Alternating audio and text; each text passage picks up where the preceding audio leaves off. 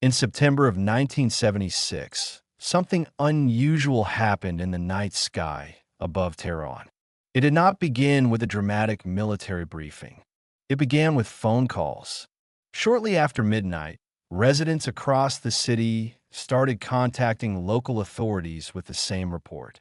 A bright object was visible in the sky. It looked too bright to be a normal star, and it did not behave like one. Some witnesses described it as a steady light. Others said it flickered. Some reported changes in color: blue, red, and white. At first, the simplest explanation was that it was a planet or a bright star near the horizon.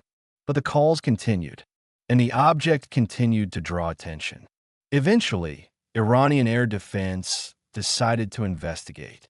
A fighter jet was scrambled from a nearby airbase. The aircraft was an F-4 Phantom II, one of the most capable fighters of its time. The mission was straightforward: climb, approach, identify, report. As the first F-4 climbed and turned toward the object, something unexpected happened. The jet's systems began to fail. Communications dropped. Navigation systems became unreliable.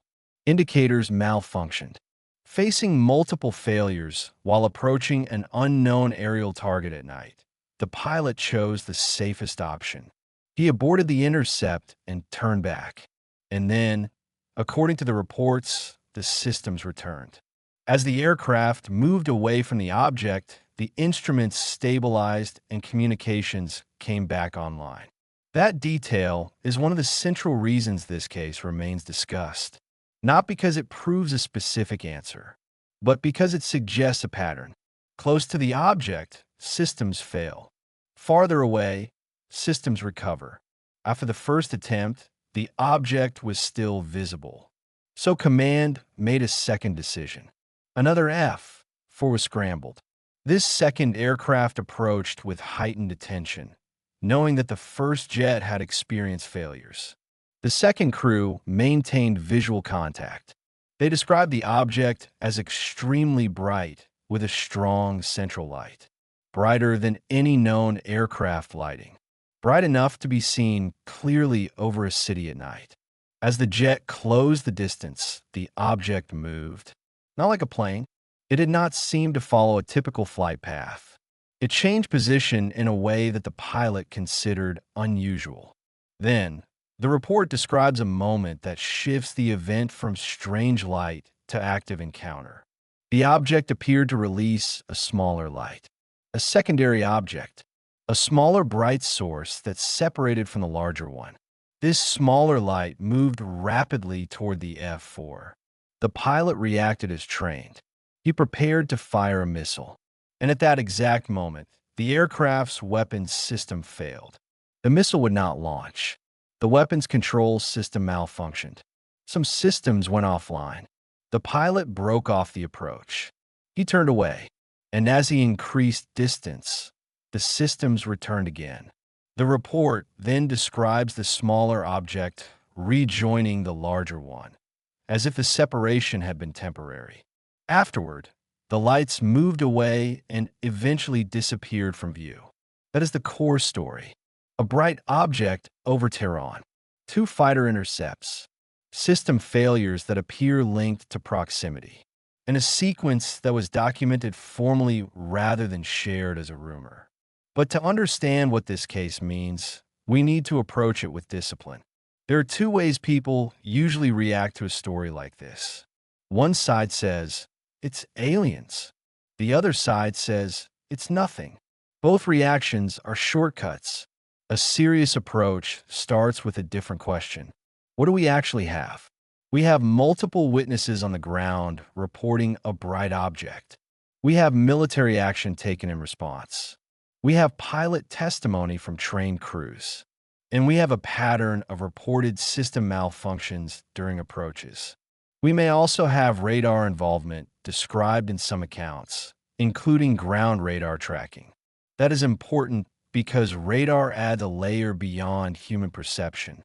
But we still have to treat radar claims carefully because we do not have full public logs. Still, even without perfect data, The case is unusual enough to deserve serious attention. Now, skeptics often raise a fair point. Electronic systems can fail. An aircraft can have faults that appear dramatic, especially in stressful conditions. That is true, but the Tehran case presents two specific challenges for a purely mechanical explanation. First, the failures are reported to have happened during approach and resolved after disengagement. That timing matters. Mechanical failures typically do not follow distance. If a component fails, it usually remains failed until it is repaired or until it intermittently returns in an unpredictable way. A clean pattern of closer equals failure, farther equals recovery, invites the idea of interference. Second, the incident involves more than one aircraft. Different crews, same night, same target. If both jets experience similar issues under similar conditions, the coincidence becomes harder to accept. Still, we should not overreach. A pattern is not proof. So let's examine the main explanations people offer and see what each one must account for. One explanation is misidentification. Maybe the object was a bright planet, and the pilots were reacting to a mistaken interpretation. This is possible at the beginning of the story. Bright celestial objects can confuse observers, especially near the horizon. But misidentification alone struggles with key details. A planet does not launch a smaller object toward jet. A planet does not trigger weapon system failures. So if the object began as a celestial misinterpretation, something else must explain the later claims. Another explanation is an ordinary aircraft, a high-altitude plane, a helicopter, a drone. But in 1976, drones were not what they are today.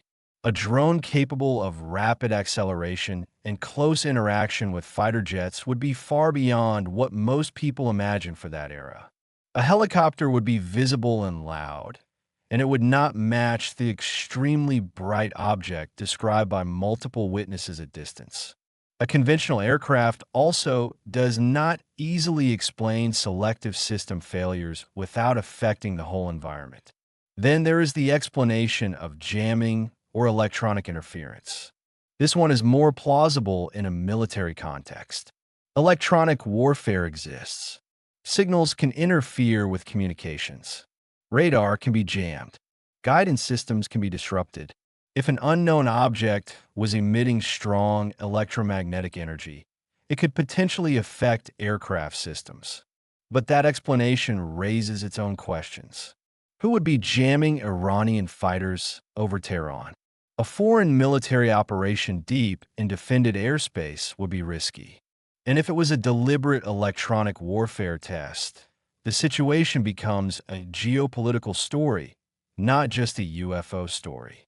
It also does not automatically explain the visual details, the brightness, the apparent separation of smaller object, and the reported behavior.